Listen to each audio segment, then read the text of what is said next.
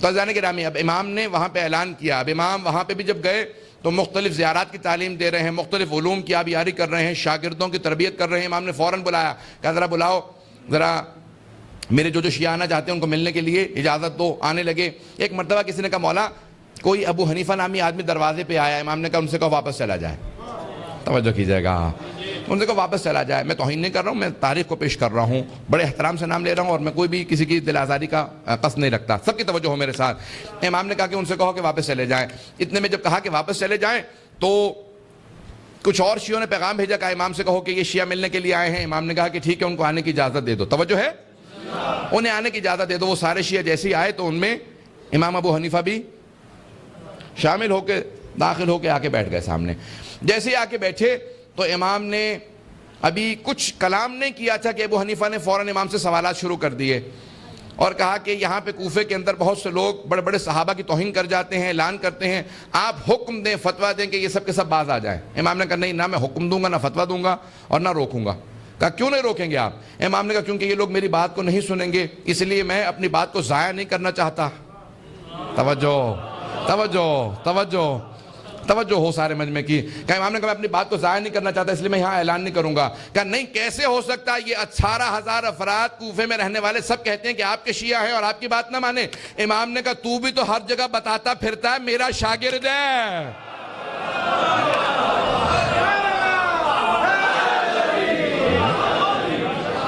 تو ہر جگہ بتاتا پھرتا میرا شاگرد ہے, میرا ماننے والا ہے, کیا تو میری بات کو مانتا ہے؟ کہاں میں آپ کی باتوں کو مانتا ہوں, ہمیشہ میرے متعلق کہتے رہتے میں باتوں کو نہیں مانتا. امام نے کہا بھی میں نے تجھے اجازت دی تھی اندر آنے کی.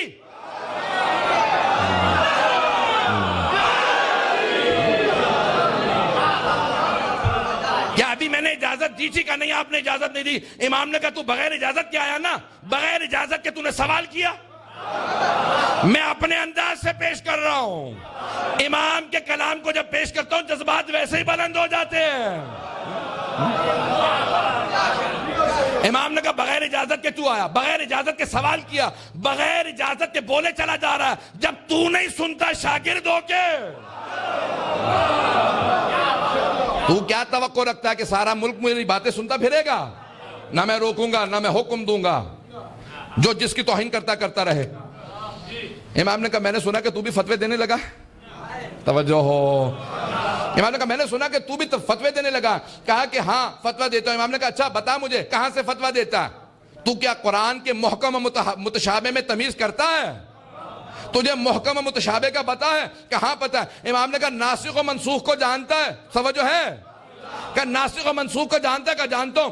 امام نے کہا مدنی مکی میں تمیز رکھتا ہے؟ کہ تو کیا شان نزول سے متعلق جانتا ہے؟ تعویل و تفسیر میں فرق کرتا ہے؟ اس نے کہا سب جانتا ہوں. امام نے کہا اچھا میں سوال کرتا ہوں, جواب دے, وقت نہیں ہے کہ تفصیل میں جا سکوں. امام نے ایک مرتبہ سوال کیا, اس نے کہا ایک اور سوال کر لیجیے, یہ والا جواب میرے ذہن میں نہیں ہے. بہت لمبا مناظرہ کئی صفحات کا, اگر پیش کروں تو آدھا گھنٹہ لگے گا اور وقت نہیں ہے. آخری صرف سوالات پیش کر دوں گا, وقت نہیں ہے. اس کو پڑھیں, پورا مولا کا مناظرہ تفصیل سے پڑھیں تاکہ واضح ہو امام کا مکتب کیا. امام نے کہا بتا یہ آیات, ان آیات کا جواب دے. اس نے کہا نہیں جانتا. ایک اور سوال کر لیں. امام نے دوسرا سوال کیا قرآن کی آیات سے, کہا نہیں جانتا. تیسرا سوال کیا, کہا نہیں جانتا. امام نے 5 سوال کیے, کہا نہیں میں قرآن اتنا نہیں جانتا. توجہ ہو, میں قرآن اتنا نہیں جانتا, حدیث بہت مجھے محکم و مضبوط ہے, ہزاروں حدیث یاد ہیں. امام نے کہا اچھا ذرا اپنے حدیث کے حساب سے اس مسئلے کو بتا, پیغمبر نے یہ حدیث کہاں پہ کہی تھی؟ کہ میرے اس وقت ذہن میں نہیں ہے, دوسری حدیث پوچھ لیں. امام نے ایک اور حدیث پوچھی, جب 5 حدیث پوچھ لی. اس نے کہا نہیں حدیث اس وقت ذہن میں نہیں ہے. امام نے کہا اچھا قرآن و حدیث سے جب نہیں بتاتا کہاں سے فتویٰ دیتا ہے؟ کہ جب قرآن و حدیث میں نہیں پاتا تو میں قیاس کرتا ہوں, قیاس کرتا ہوں. امام نے کہا ذرا اپنے قیاس سے بتا, زنا زیادہ بڑا گناہ ہے یا قتل؟ اس نے کہا قتل زیادہ بڑا گناہ ہے. امام نے کہا اچھا یہ بتا, اگر تو قیاس کو صحیح مانتا ہے اور کہتا ہے کہ قتل زیادہ بڑا گناہ ہے, تو قتل میں اللہ نے 2 گواہ مانگے ہیں, زنا میں 4.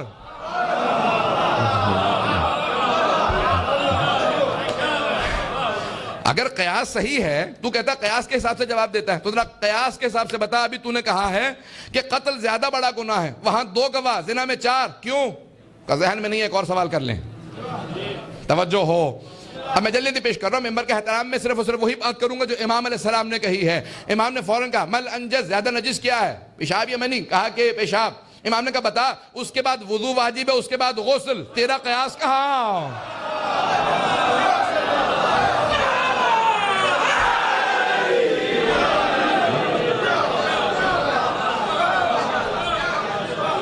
امام نے قیاس سے متعلق اتنے سوالات کیے. امام نے کہا بتا اپنے قیاس کے حساب سے, قرآن و سنت کو نہ دیکھنا, قیاس کے حساب سے ذرا بتا نماز افضل ہے یا روزہ؟ اس نے کہا نماز افضل ہے, اس میں کوئی دو رائے نہیں ہے. امام نے کہا اپنے قیاس کے حساب سے بتا. خاص ایام میں مستورات کی نمازیں ساقط, روزے کی پھر بھی قضا واجب.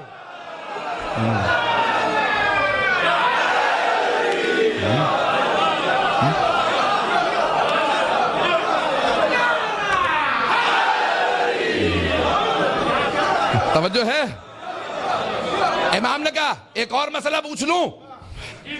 کہا آپ جتنے چاہیے پوچھ لیجئے, میرا ذہن تیار ہو رہا ہے آہستہ آہستہ, آپ بھی تیار ہو جائیے.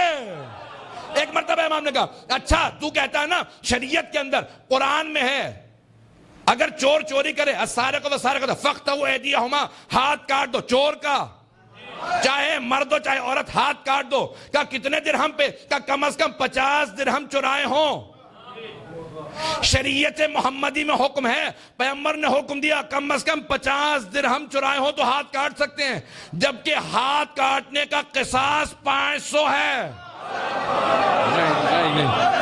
ویسے کوئی ہاتھ کاٹ دے تو 500 درہم دینے پڑتے ہیں, غلطی میں کسی کا ہاتھ کاٹ دوں مجھے پھر بھی اس کا قصاص دینا پڑے گا 500 درہم, اور 50 درہم چرانے پہ ہاتھ کاٹ دیں. کیا بتا قیاس کے حساب سے شریعت نے ایسا حکم کیوں دیا؟ کہ ان میں سے کوئی مسئلہ ذہن میں نہیں ہے. امام نے کہا سن, میں کبھی تجھ سے سوال نہ کرتا اگر تو خود حماقت نہ کرتا میری بارگاہ میں آنے کے. تو چھپا پھرتا رہتا, جہاں مرضی فتوے دیتا رہتا, میں خاموش رہتا. جب تو آیا میری بارگاہ میں تو نے جسارت کی سوال کیا, میں نے اس لیے سوالات کیے تاکہ سب پہ واضح کر دوں جعفر ابن محمد اور ابو حنیفہ شیر و شکر نہیں تھے, مسلک الگ الگ تھے, مشرب الگ الگ تھے.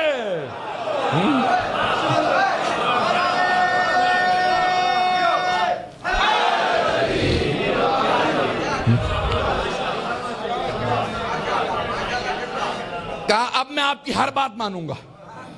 میں نہیں کہہ رہا ہوں, میں پہلے ہی سے تابع ہوں. اس نے کہا میں آپ کی ہر بات مانوں گا, آپ جو کہیں گے میں آپ کی بات مانوں گا. امام نے کہا تو جھوٹ کہتا ہے, تو نہیں مانے گا. توجہ سے سنیے گا. امام نے کہا تو یہاں سے اٹھ کے جا گا, سن اذا افتیت, اگر تو فتویٰ دیتا ہے تو حلقت و اہلک, تو خود بھی ہلاک ہوگا اور جو تیری پیروی کرے گا اسے ان سب کو ہلاک کر دے گا. کہا آج سے آپ سے وعدہ, آج کے بعد سے فتویٰ نہیں دوں گا. امام نے کہا جھوٹ کہتا ہے, دنیا کی محبت تیرے دل میں اتنی رچ بس چکی ہے, تو یہاں سے اٹھ کے باہر جائے گا, پھر میری توہین کرے گا, پھر کہے گا فتویٰ دوں گا. کیا نہیں؟ ایک مرتبہ اٹھ کے باہر گیا, سارے کہنے لگے مولا اتنی تنبیہ کی اثر ہوگا؟ امام نے کہا جو کہہ چکا وہ سامنے کہا, پیچھے سے نہیں. توجہ, میں نے پیچھے نہیں کہا, اس کے سامنے اس کے منہ پہ کہا میں جانتا ہوں یہی کچھ ہوگا. کیا ہوا؟ اسی مہینے اس نے کہا یہ بزرگ ہو چکے ہیں, ایسی ہی باتیں کرتے رہتے ہیں, ہمیشہ مجھے ڈانٹتے ہی رہتے ہیں. حضران گرامی, کبھی ایسا نہ ہو, امام کی ڈانٹ محبت کی ڈانٹ ہوتی ہے. کہیں ایسا نہ ہو کہ انسان امام علیہ السلام کا بوجھ اپنے دل میں رکھ لے, نفرت رکھ لے. جتنے مکتب ہیں وہ اپنی دوبارہ اصلاح کریں کہ ہم آیا آل محمد کے تابع دار ہیں یا نہیں.